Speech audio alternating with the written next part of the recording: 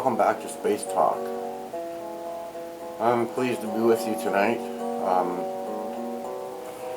This is my co-host, Fuzzy. He's done his research, he's back, he's told me what he's found out. Some interesting stuff this guy finds, I'm done. So we'll just get right into it. This is show number 2. And we're headed to build a spacecraft to go to Mars on this one. First, just let me say that anything we build in space right now is either going to fit in that canister or look like a canister. Okay, so we're still bolting cans together, I know, but at least it doesn't look like an odd collection of cans bolted together like the International Space Station does. This is going to look more like an actual ship. We've built the RMLS, Roy's Magnetic Launch System, right? We've got, we're going to launch, to build this thing in space, we launch up. We're going to use my canisters, or my idea of the canisters. It's really going to be Blue Origin canisters. Actually, no. The canisters that we're going to use for this may be made by SpaceX, because we're building the SpaceX ship. So these specific canisters may be made by SpaceX. We're going to launch one up there. That's going to have the men in it. Now, I don't think you need a lot of men up there the first time through, maybe 10, right? So you could ship them up in the actual workshop, right? This thing is 100 feet long. It's going to have Blue Origin rockets on it, so or SpaceX rockets return. So the actual compartment's only going to be probably 80 feet by 50 feet in a circular tube, right? So put 10 guys in that and a lot of tools, and make it like a workshop. Put an airlock on it, and you send this thing up, and it's going to automatically want to go into high orbit, because that's where this thing is targeting, in the high orbit. Thrusters slow this canister down into a lower orbit. Picture a rock and a string. The faster you swing it, the more it wants to go out, right? Well, if you slow your rotation, it loses its gravity and wants to fall back to Earth. So you slow the speed that this thing's going around the Earth, and it comes down into a little bit lower orbit. You get to a certain orbit, and that's where you stop this thing. Now you want this thing to be, it's going to be in a spot. I don't know if we can get this canister. I think it's going to orbit the Earth, is what I'm saying. This whole apparatus, right? It's going to keep orbiting. Then you ship up a habitat, like small apartment, a shower. You can't have a bath because there's no gravity on these ships. There's only a little bit of room in them, and they don't spin. So you put a habitat, a couple of small habitats, and a shower type thing for the workers that want to go up and stay up for 2 or 3 nights, work for 2 or 3 days in a row. But most of your crew goes up in this electromagnetic canister early in the morning and comes back later in the afternoon like a day shift, lands like the SpaceX rocket does, because they build all these canisters, right? Or even the SpaceX or the Blue Origin one, it don't matter, you know. I think Blue Origin should build these canisters for the SpaceX. That's what I think. Their rocket system and everything. Even if it's building the SpaceX capsule up there, they should be on the NASA electromagnetic launch system. And NASA's going to build this out of the $6 billion they gave NASA. I don't think it's going to cost anywhere near that amount to build this. Unless people get rich again, and that's the politics of it. You try to wheedle that out of there.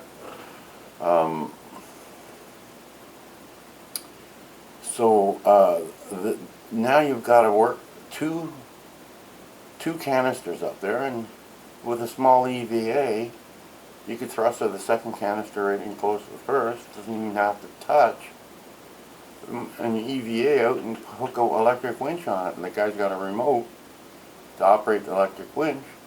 And once he's hooked on, and he starts bringing the two canisters together, there's going to be a guide pins.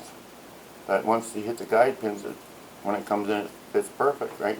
But to hit these guide pins, you might need the thrusters that are on the canister. He'll have that in his remote. If it needs to go that way, he'll fire this thruster and it'll come over. And you'll be outside, you'll be able to see this thing right up close, right? And you'll just hit the guide, and then you hit the thruster on the far side, and the guide, it'll go all the way in and butt up tight. With the electric winch, you'll be pulling this in. You can have like 4 tons or 10 tons of pulling power there on this electric winch, and it'll hold it, right? So, I don't think you have to clamp these two together. The electric winch will hold the two together, and even the canister that brought the people up there, and you say you want to go home, you could zip up another canister for that, right? Just on the first one up there, you want to send men up there in the workshop. Everything other than that, you do a totally another canister, strictly made for men, right? That canister's got a pilot in it, up in the nose. Like all these look like a bullet, right? We know how to do bullets. We're good at that, right? Now comes the hard part, okay?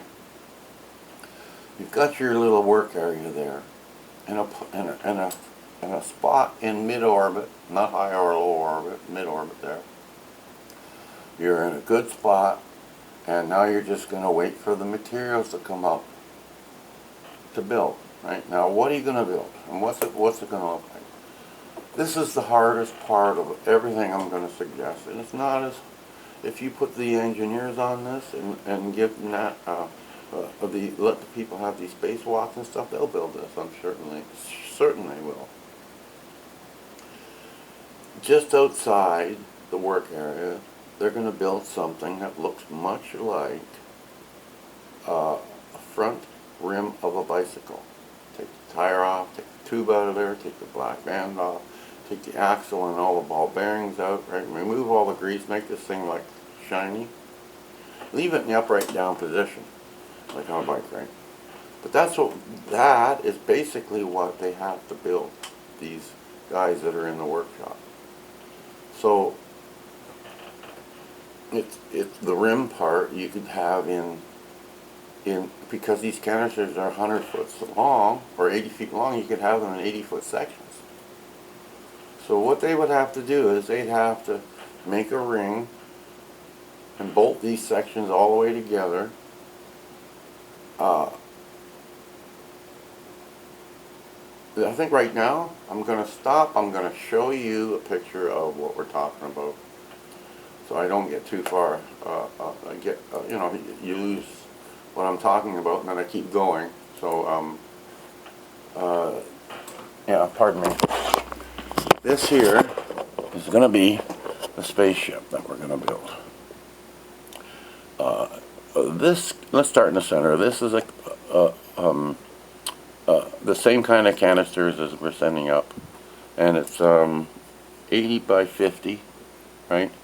There'll be a small reservoir of water in the center of that, but most of that canister will be air, right? And that's for the space station only. There'll be a cross here like this that you can, and an outer ring on here that bolts on, that you can just walk from here around, and then either that way or just like walk around the outside of this thing, right? It'll be built, all this will be built on Earth and shipped up there in that piece. The only thing you'll have to do is they'll have to connect these girders, because they'll be, this has got to be pretty strong here apparently, because this whole thing is going to rotate, right? It's going to rotate, and it's going to give it gravity.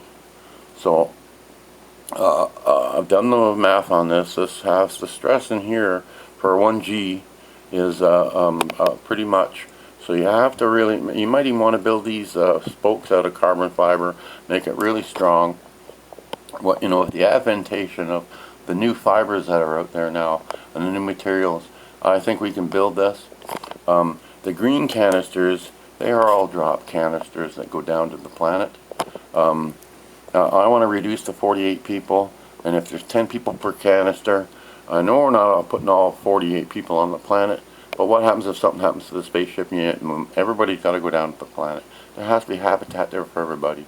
So to do that, you got to put 1, 2, 3, 4, 5 canisters with 10 people in each. That's the habitats for everybody, and the other 3 would be drop canisters. So by the time this thing gets to Mars, you're going to drop eight canisters, and you're going to have, I think there's 24 here of supply for 48 people. This makes a lot of sense, okay? This means I believe that we're overstocking, and that's where you want to err on the overstock, not the understock, right? Now the orange ones are the same size canisters, right? And they bolt obviously around the outside, and if that's not enough room, you could put another set of circles around the outside of that again. With this type of system, you can build this ship any size you want. Now, drop canisters would probably be this one and this one, Blue Origin canisters. This is evacuation canisters and communication with the ground. You'd go down, up and down on those things. One of those rockets can do 6 loads up and down on Earth. On Mars, because it's 1/3 gravity, it's going to do 18 up and downs. So it makes a really good up and down rocket, this Blue Origin capsule. And this is why I want to give them anything from a planet to space. They get Blue Origin gets from planet to planet, and NASA's going to get the electromagnetic launcher and the Enterprise. We're going to give them. So everybody's going to make out like a bandit.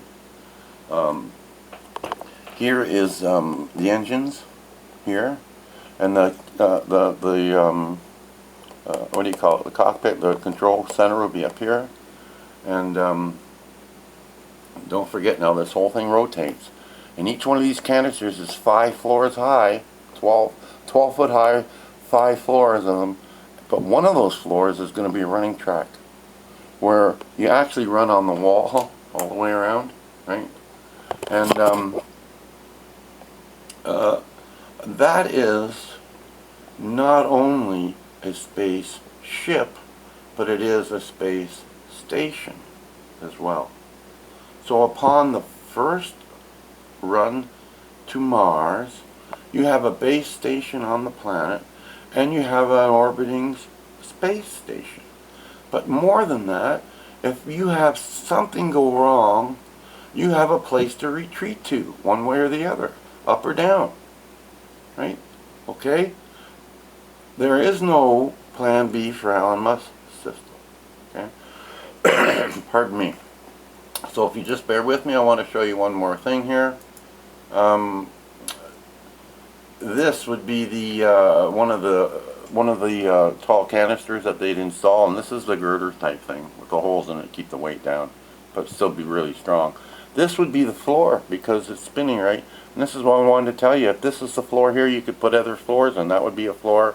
I know I got only 2 there, but you could probably put 3 floors in there at least, and maybe house 10 people per canister. Plus have a running track would be probably right dead center off the end of that, right?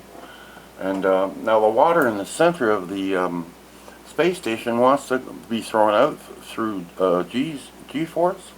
So the water's not going to be a problem coming out. There's always going to be under pressure as long as this thing spins a bit. And when it doesn't, there'll be a pump, right? So I wanted to show you that. And just one more time, I wanted to show you this one. This is the orbit of Mars.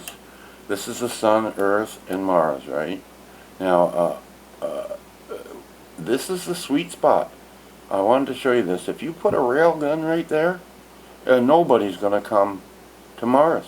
You're going to be able to protect it coming and going, right on the sweet spot. So I say, after the first load, you got a space station.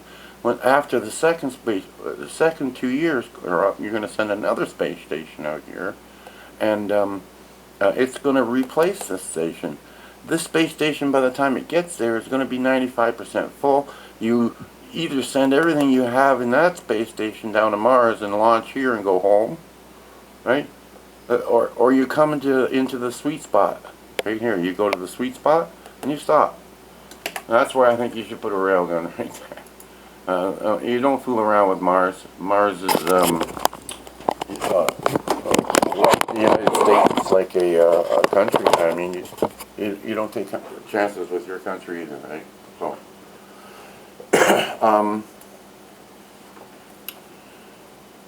there's a motto for space, and it is this: simple is safe. Right? That's the motto. Because the opposite of that is complexity breeds disaster. It's got to be simple. It's got to be foolproof for the dummy. All of this. Even if you're super smart and you could understand it the other way, it's still got to be the dummy way. Okay? I think the width of that space station that we're talking about here is probably about somewhere between 400 and 600 feet across.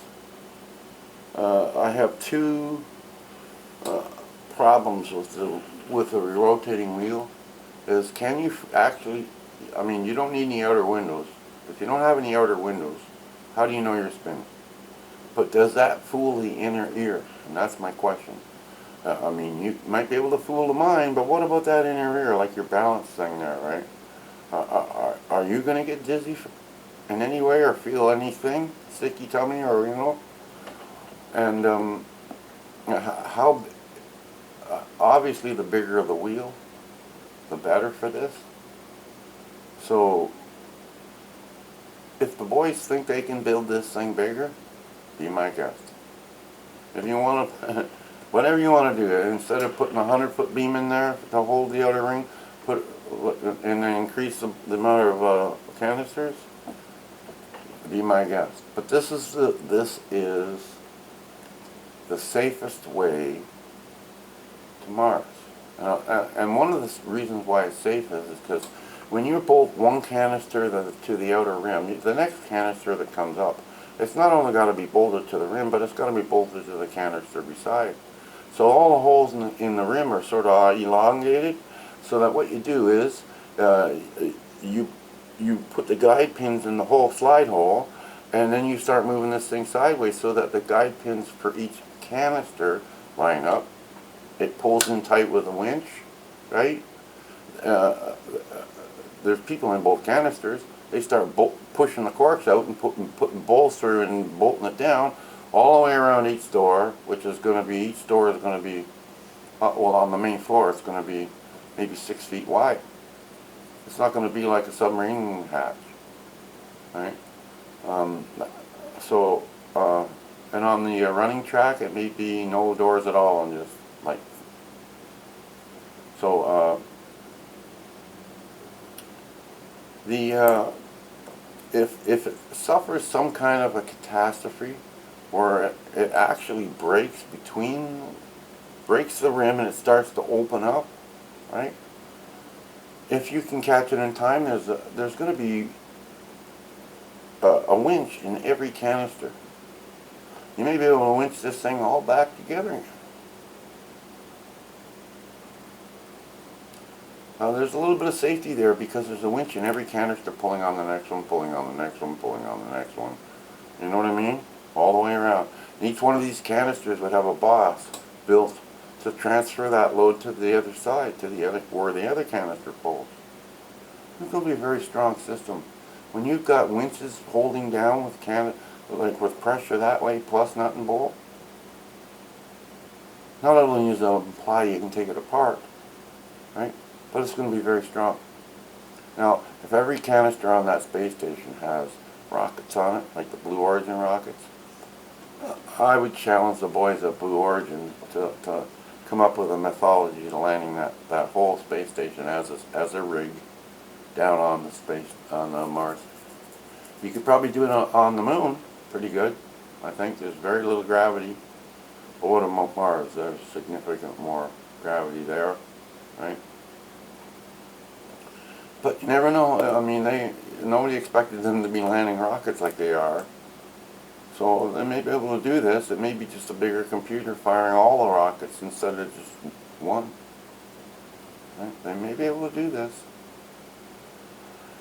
So maybe the ship that comes back to Earth doesn't come back to Earth. It goes to the moon, and they land it. They put it either in orbit around the moon and restock it there. Right? They've sold it to, basically to the Holiday Inn. Because there's gravity and everything. I mean, these things are going to pay for itself. The electromagnetic launcher is going to make a lot of money. Selling these canisters is going to make a lot of money. The garages that we're going to have in orbit around Earth to build everything are going to be popping up like crazy. There's going to be a lot of people put to work in this, sir. Not only the people we're going to put to work, but the people that actually have to go to Mars and inhabit the space station.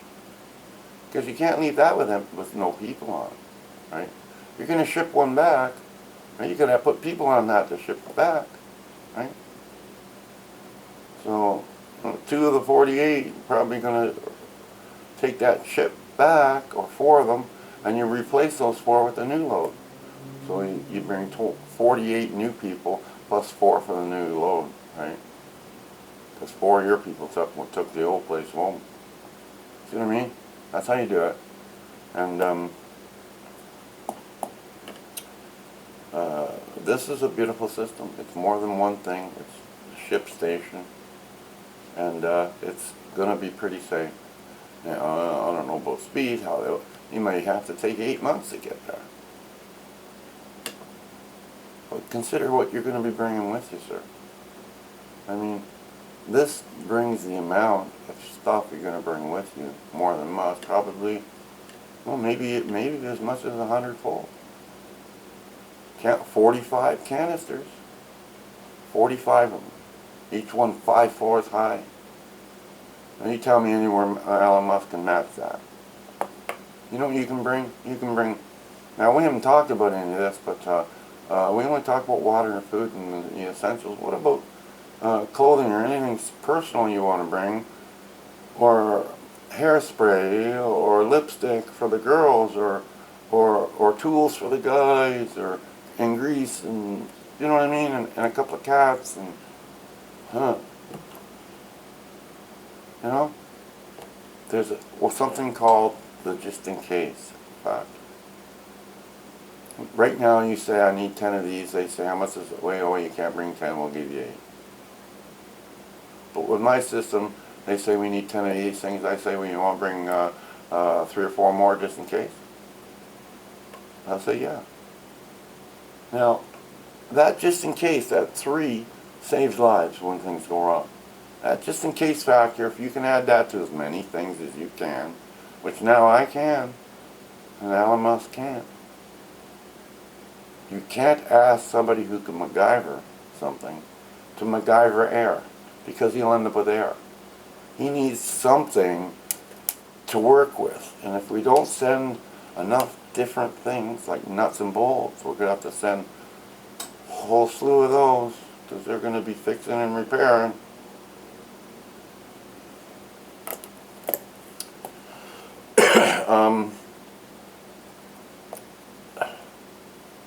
People are going to come out of school and say, you know, I want to work in the SpaceX reloading fleet for Mars.